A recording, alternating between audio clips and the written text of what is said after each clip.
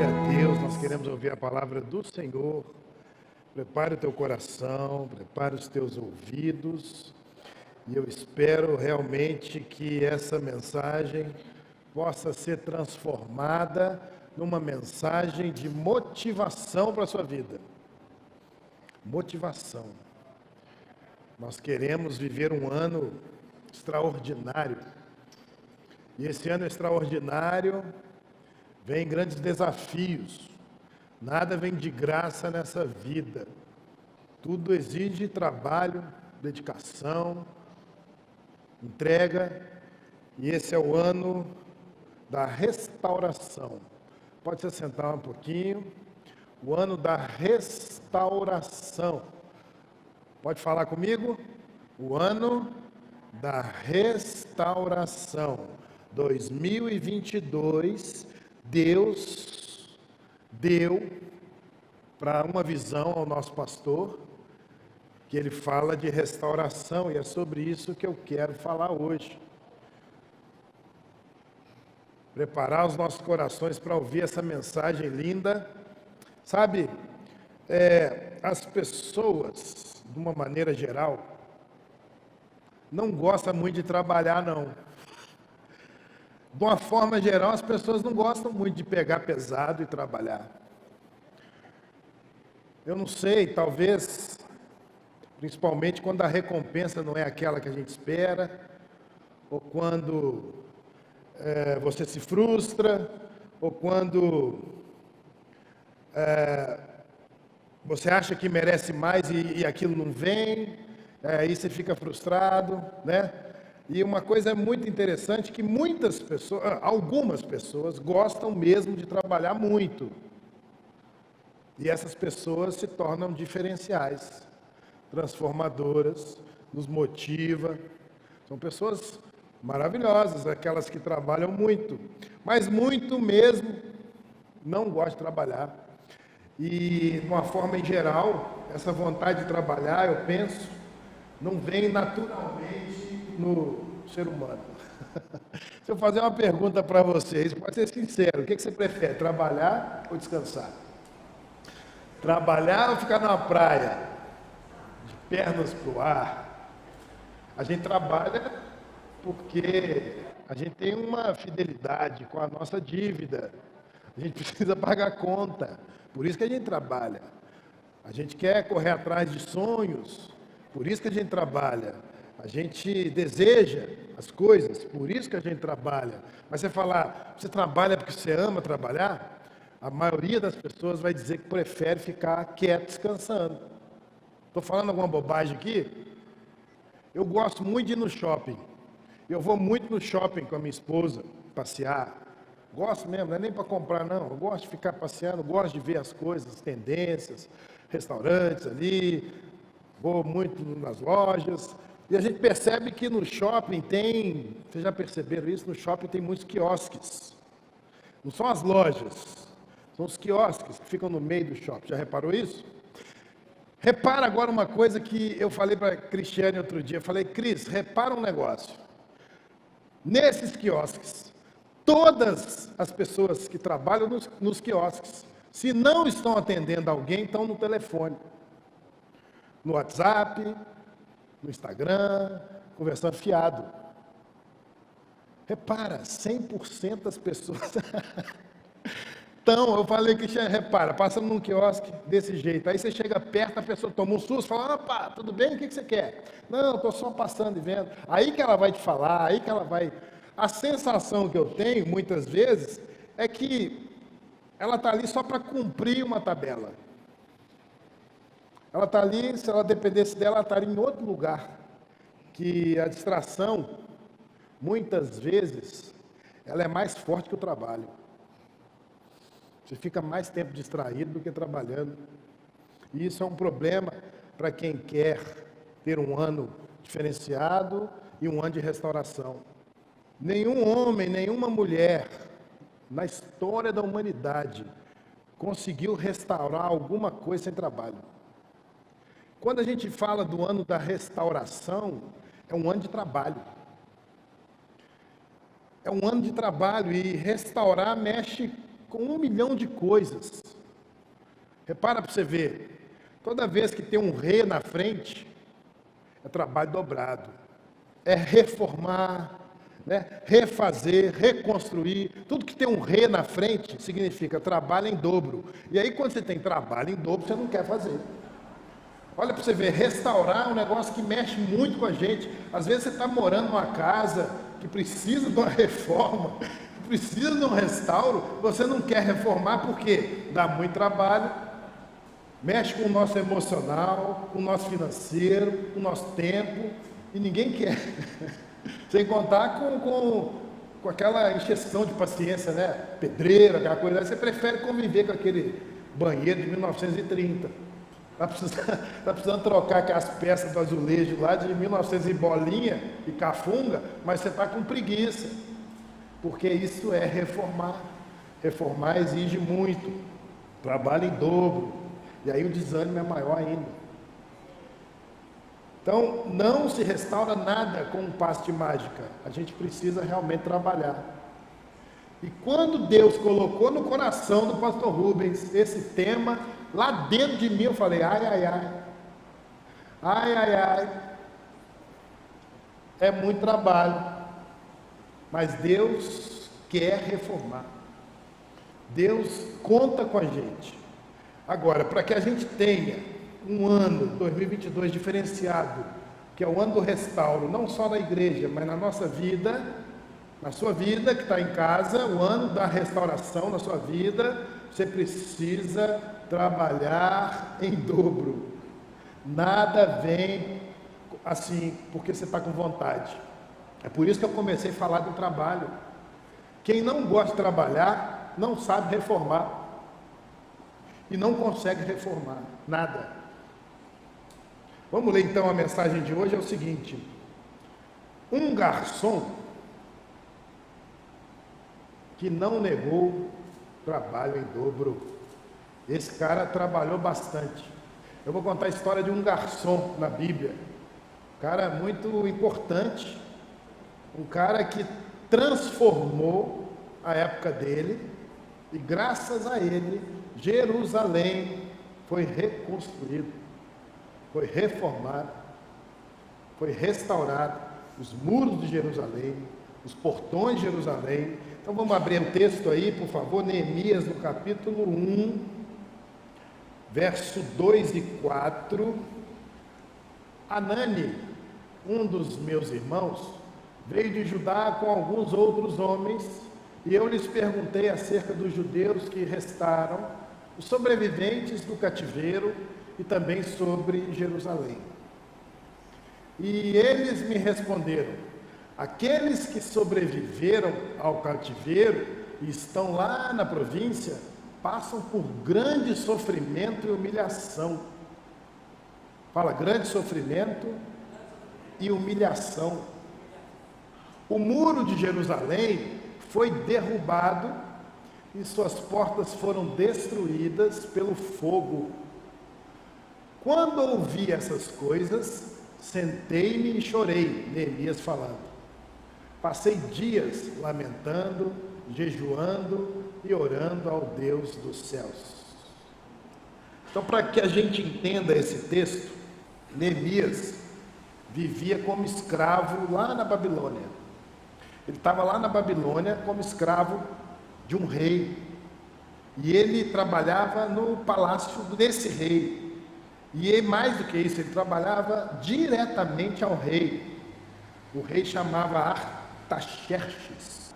E ele recebe a notícia de um dos seus irmãos que veio de Jerusalém e fala com ele: olha, está tudo destruído lá.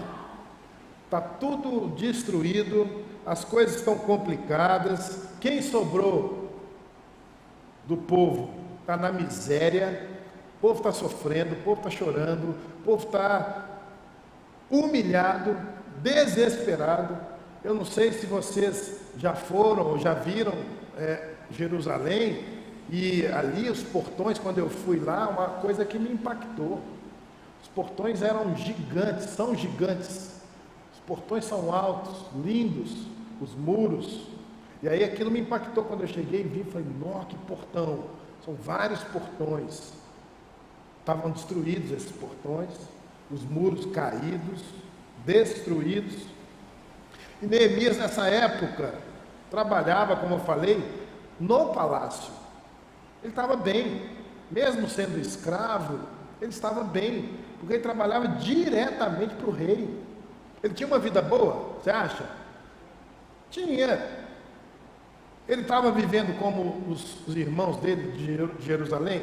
Não, ele estava num país rico. Ele estava vivendo uma situação muito diferenciada. Ele era o copeiro do rei. Ele era o garçom do rei.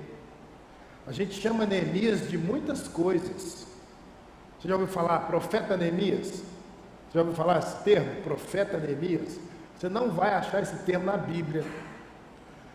Porque Deus, o único título que a Bíblia dá para Neemias é de garçom, copeiro. Ele não é profeta. A gente que tem mania de ler, interpretar a Bíblia do nosso jeito e falar, ele fez uma grande obra. É por isso que a gente nunca vai saber de onde virá aquele que vai solucionar um problema de uma nação, de uma igreja. Um garçom, um simples garçom, não era nem profeta. Um simples garçom solucionou o problema de uma nação. Era um problema que estava instaurado no mundo, todo mundo sabia do problema de Jerusalém. Foram anos e anos ali, mais de 100 anos, desde a tomada de Jerusalém, que os caras estão sofrendo. E ninguém, em 100 anos, ninguém se comoveu, a não ser um garçom.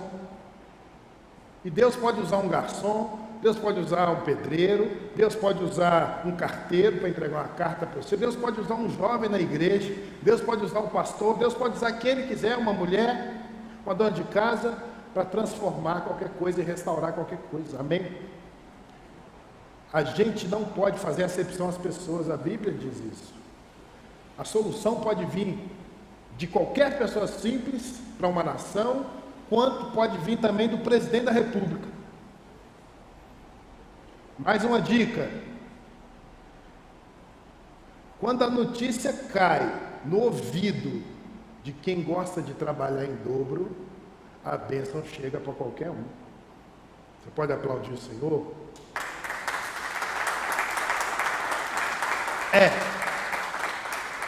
A Bíblia diz que ele sentiu a dor de uma nação. Um garçom sentiu a dor de uma nação. E ele foi tão forte esse sentimento dele, que ele ficou dias ali pensando nisso, e se colocou no lugar da quem estava sofrendo. E a primeira coisa que define um restaurador é que ele se põe no lugar do outro. Ele se põe no lugar que está sofrendo. Ele se põe no lugar de quem precisa. Ele sai da posição que ele está e vem para cá e tenta resolver. Ele se mistura com a galera. Esse é o restaurador. Isso é uma característica do restaurador.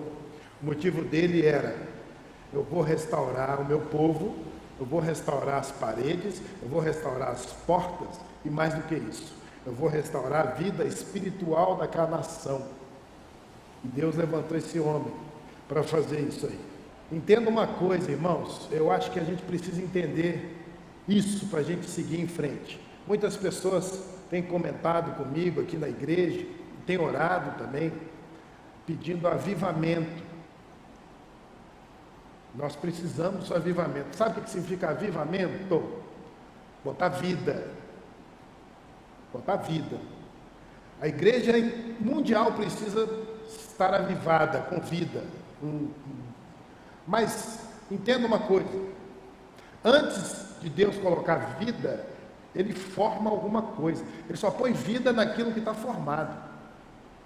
No caso, a gente precisa reformar. Então, antes do avivamento, vem uma reforma. A gente só pode ter vida no lugar que está arrumado. Lutero foi um grande reformador. No século XVI, XVII, XV, XVI, ele reformou a igreja. Ele não criou a igreja, ele formou, ele restaurou. Depois que ele restaura a igreja, mudando a forma de pensar da igreja, a forma como as coisas acontecem, aí sim, século 17, 18, veio o avivamento. John Wesley, Spurgeon, vários outros grandes avivalistas. Mas precisou de algo ser reformado para vir um avivamento. A nossa igreja vai ser avivada, porque esse ano é o ano da restauração. A vida virá, irmãos. Por isso que é importante a gente trabalhar a restauração. Deus, quando criou o mundo, a palavra de Deus fala que a terra era sem forma e vazia. Deus não poderia colocar o homem ali, Adão, porque estava sem forma. Se ele colocasse vida em algo sem forma, a vida acabaria, todo mundo morreria. Então Jesus criou o ambiente, formou. A partir do momento que ele forma, ele coloca a vida dos animais, dos pássaros, nós. E é assim, gente. A gente precisa reformar para ter vida. Está claro para nós aí? Glória a Deus. E aí, legal de Neemias, que ele fala o seguinte: eu consigo resolver esse problemão aí.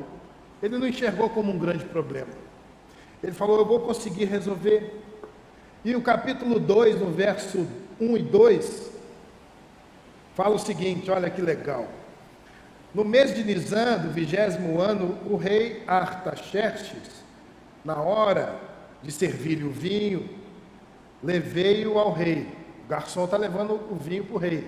Nunca antes eu tinha estado triste na presença dele.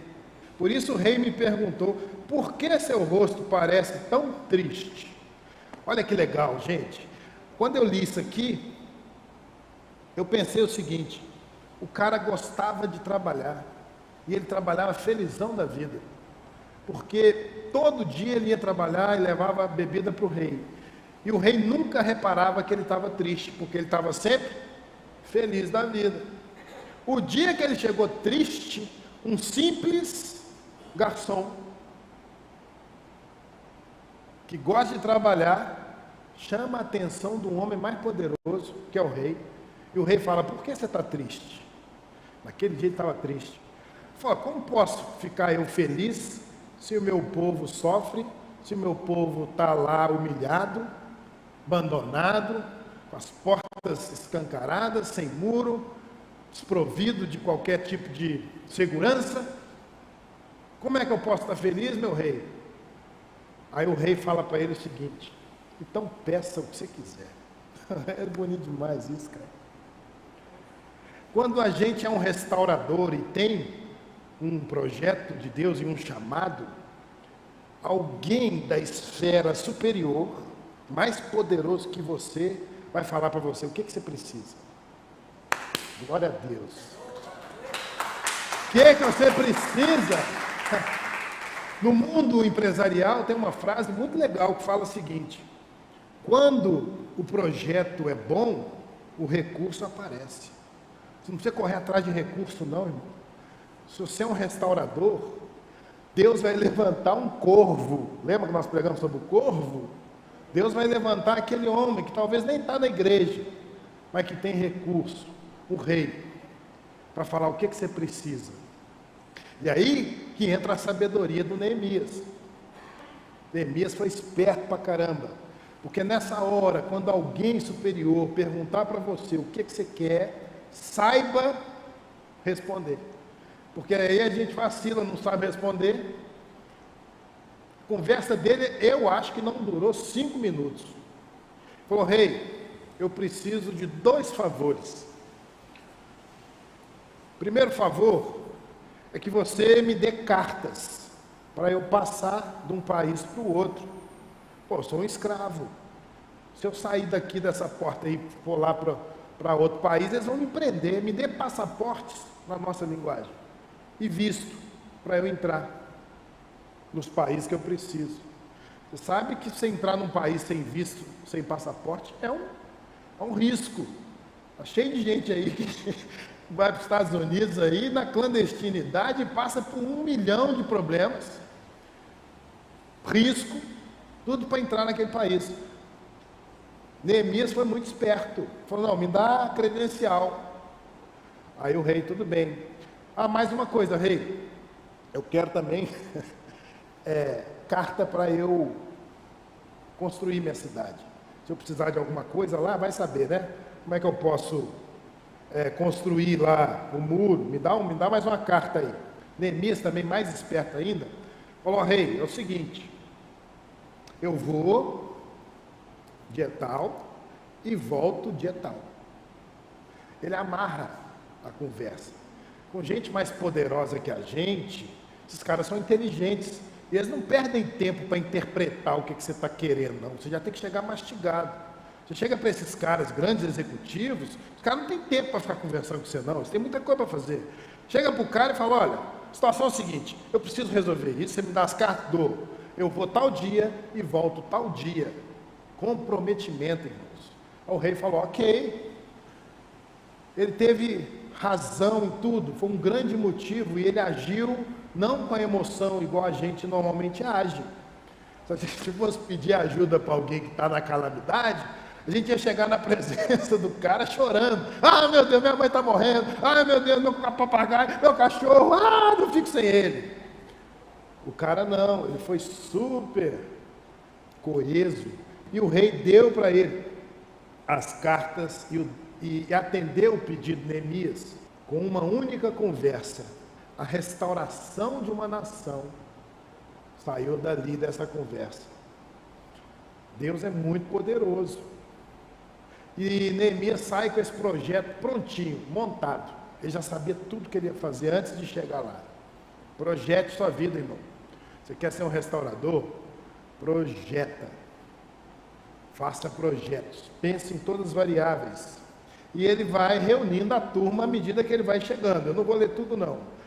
No capítulo 2, ainda no verso 16, olha para você ver, ninguém sabia de nada, ele ficou caladinho. Os oficiais não sabiam onde eu tinha ido ou o que eu estava fazendo, pois até então eu não tinha dito nada aos judeus, aos sacerdotes, aos nobres, aos oficiais e os outros que iriam realizar a obra. Ou seja, ninguém estava sabendo de nada.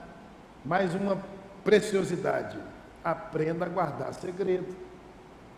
Fala só na hora que tiver que falar. Neemias guardou segredo e começou a reunir a turma na calada da noite. E aí ele chega uma hora que ele não tem como, ele precisa falar, né? E ele declara então o propósito dele. Só que imediatamente quando ele declara o projeto, juntou a turma e falou qual que era a ideia, imediatamente aparecem caluniadores. É interessante, né? Por isso que ele não falou antes, porque isso mela os nossos projetos. Tudo que a gente fala antes, sem ser a hora certa, vai dar problema. Mas aí imediatamente, quando ele termina de falar, fala, meu propósito é esse, Deus deu a visão, eu vim para cá para reconstruir esses muros, nós estamos abalados emocionalmente, fisicamente, espiritualmente, nós vamos reconstruir tudo isso. Ele levantou, deu motivação na turma, mas aparecem esses dois camaradas, chamados Sambalat e Tobias, eram oficiais e começaram a zombar deles. Interessante que ele fala aqui, venham pessoas, vamos reconstruir os muros de Jerusalém. Ele se coloca naquela posição. Ele fala aqui, vejam a situação terrível em que nós estamos. Olha, ele saiu da posição que ele estava, ele passa a conviver com aquele povo e fala assim, olha que situação terrível que nós estamos. Isso é muito bonito, isso deu motivação para o povo. E quando ele fala isso, esse tal de Sambalat e Tobias, nomezinho bacaninha, né? Sambalat. É bonitinho esse nome.